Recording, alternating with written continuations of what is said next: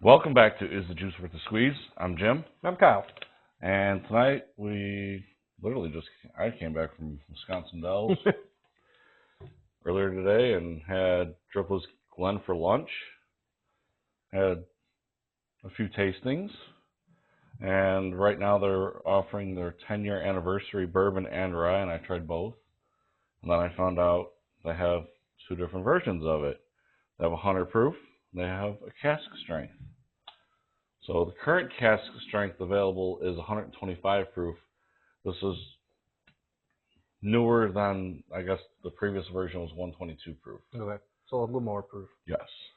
And had a little tour from AC, and I'll probably put that up as a TikTok or Instagram reel.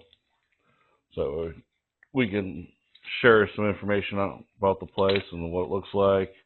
They've been in business for quite a while. And the owners are actually from the St. Charles area. Okay. In the Chicagoland area. Nice. So. What was the cost of the tour? Was it free or?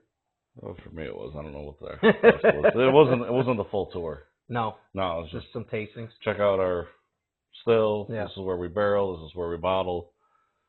Kind of cool experience overall because not only do they do bourbons and ryes, they do vodkas and gins. They have a whole lineup. They import their tequila and barrel age it in bourbon barrels. Seems like a lot of them are doing the gin, the rest of the vodkas Yes. and everything else, right? Yep. And they also do like cooking oils and vinegars. Really? And they bottle that in the same spot. Oh shit. So it's kind of cool to see the whole setup, hear a little bit of the history. Yeah. Restaurant was excellent. I had the bourbon barbecue burger. Okay. Perfect. They don't offer fries. No fries. No, so You get a salad? well, you can, but the kids and the wife ended up with their red roasted potatoes, and I was like, you know what, bourbon barbecue beans or bourbon baked beans sounds perfect. So Well, they're good. they were excellent. I'm not a bean fan. No, so, I know they're excellent. Yeah. So I did try the ryes. I fell in love with the bourbons. Oh. So what was the matter with the rye? I didn't feel like it. There was nothing the matter with it. It was more of, I feel like I could have had more to it. Okay. Lack of spice? No, the spice was there. Yeah. The body was there. No punch? It was Depth? right. Back in the depth? Yeah. But everybody I've talked to raved about the rye. So I'm like, maybe I went in expecting it to be hyped up. You know? So we're starting with 100 proof, I hope. Yep. Yeah. Now these are all single barrels? I think so, right? Single barrel straight? Yep. Single barrel straight, 10 years. Great nose on this. This is barrel number 976. Picked up today in the gift shop. 976 and barrel 989. So close to each other. Or unless it's different houses where they're aging this. Well, they did say they have another warehouse for barrel aging about 2 miles down the road. Okay. All right. The distillery. But there was quite a few barrels at the distillery itself.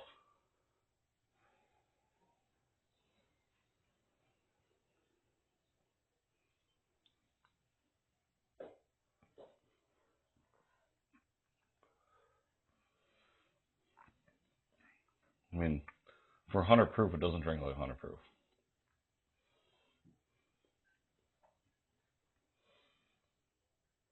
You get a huge hug.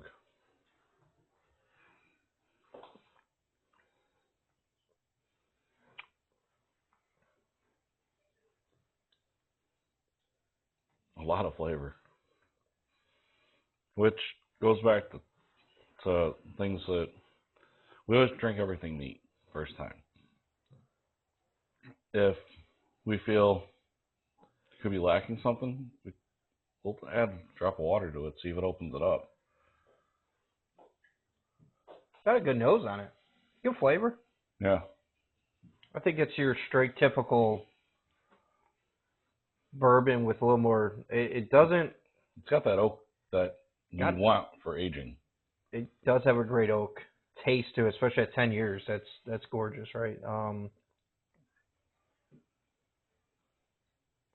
to pinpoint something here. It's man.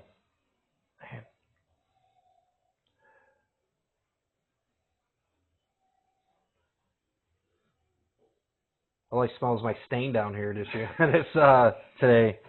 Just put up some new shelves today or yesterday, stained them, and that's all I smell right now. Trying to air out the basement. Man, great nose. It's got a nice vanilla finish.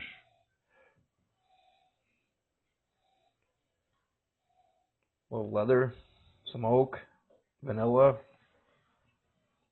Like almost like pipe tobacco. It's pretty good for 100.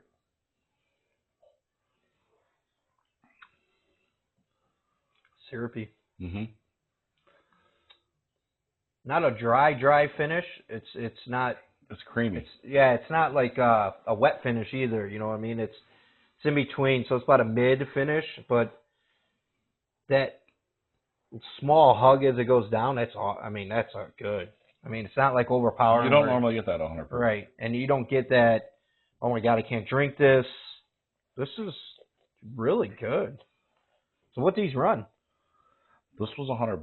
Okay. No, 120. If you bought it at the distillery, it's 120. Total Wine had it for 100. There's a local liquor store, Barrel Brew. I stopped in there. They had it for 100. So liquor store. So distilleries. Distilleries are going to be a little bit more, but they also have to pay to distribute it, which kind of sucks if you're making it on site. So the 100 proof was 120. Now you got tastings though too, right? Yes, I got to taste them. So not only would you paid a little bit more, but I think what you probably did is pay for your tastings also. Now is that normal or I is did that not. I paid for the tasting. you paid for the tastings? Yeah, Right. not with the little tour the AC gave me, Mhm. but with lunch I ordered a pour of With this lunch. and a pour of the rye. So Okay.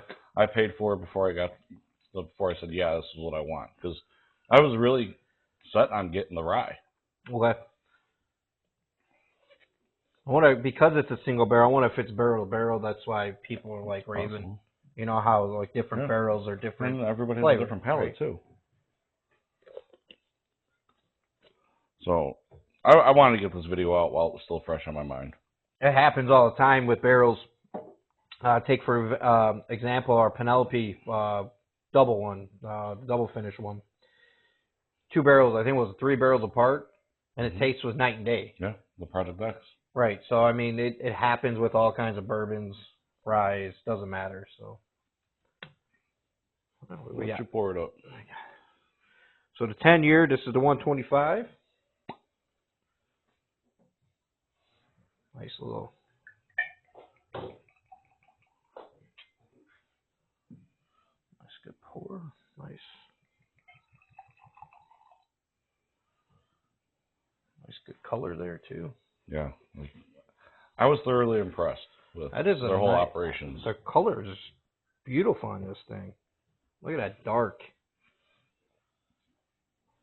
We've had some 10 years where it's way lighter than this. Mm-hmm. Take the Starlight, for example. That's light compared to this. So this was $130. This one you can't get outside the distillery. Okay. Get like maple on the nose on this for whatever reason. Yeah, I get that.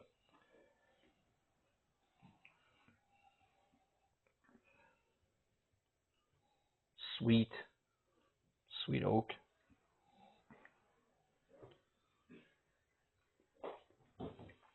Yeah, what's the latest maple batch that we've had? The 13th Colony, right? Yes. Yeah. Kind of get that same type of mouthfeel.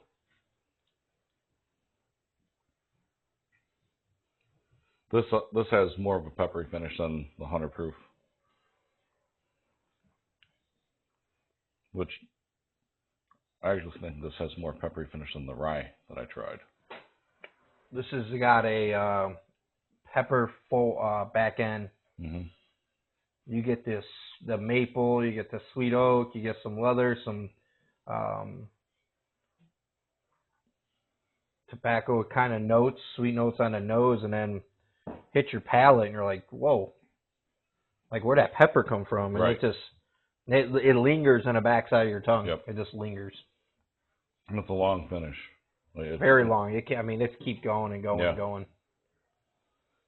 And they were telling me that they do 10-gallon barrels. Okay. We go in and pick if we wanted to, 55 bottles. I didn't ask prices, but figured if that's something we want to try down the line, why not? Yeah. Well, they're probably looking at about, what, 5,500 if they're going to sell you to, unless it's going to get a little discount on the bottle. I don't know. Something we can 55 bottles. Yeah, that's a lot. It's a lot.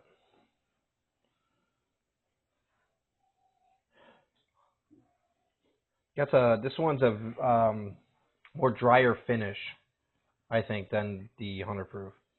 Yeah. And that could also be because they proofed this down. In order to proof it down, they added some water. Yeah, exactly. Yeah. So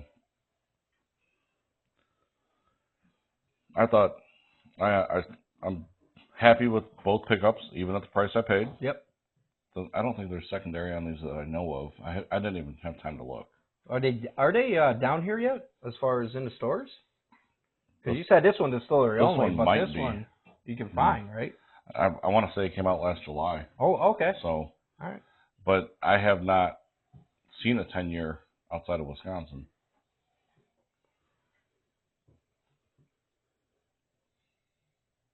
And I want to say they said their main distribution areas are obviously Wisconsin, Illinois, and I thought they said Ohio. Okay.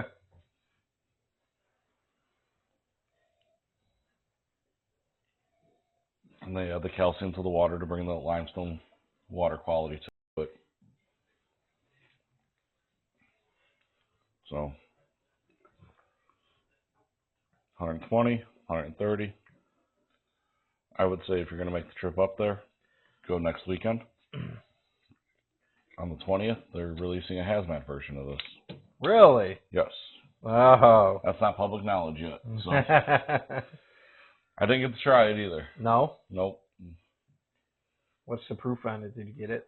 I want to say Has to be don't 140. quote me, but I thought he said 144. Seems to be something that's going around as far as hazmat lately, on pretty much everything.